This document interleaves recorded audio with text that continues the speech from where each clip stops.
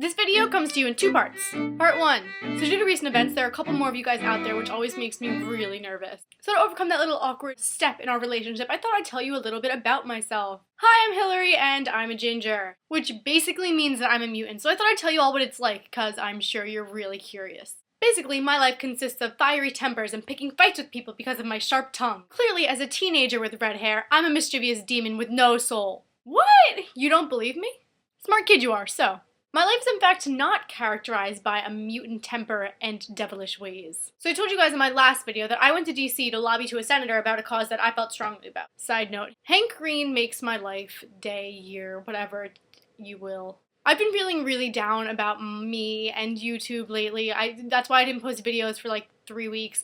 I just felt so, I would lie awake at night just stressing over not having something to post or disappointing someone or that I wasn't doing well and I was a failure at life. So Hank, you literally made my life. You made me want to do this again and I love it. And I wasn't going to stop. I wasn't going to abandon you guys. I was always planning on doing that Thoughts from Places video.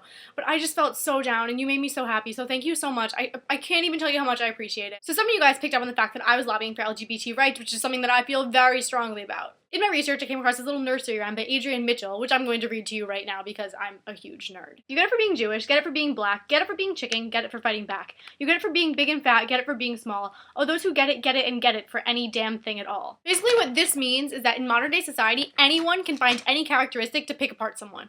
For being a ginger, gay, whatever, anything. It's when people can find a way to deal with these problems, like I did by lobbying in DC, that these issues will start to wane. Which brings me to part 2. So if you've been around my box for some time, you know that Michael Buckley is my favorite YouTuber of all time. One thing that Buck stresses so much is how important it is for someone to love themselves and not to care so much about what other people think. It's a very difficult feat to do when you're putting your face and like being out there onto the internet via YouTube, which as I said earlier was getting me feeling really down and it was just like not a good situation at all. I digress, but basically, Buck is such an inspiration because he's genuinely happy with himself. It's when people are at this state of mind like Buck that they can truly overcome the bullying or whatever that they get from being different. Besides, different is amazing.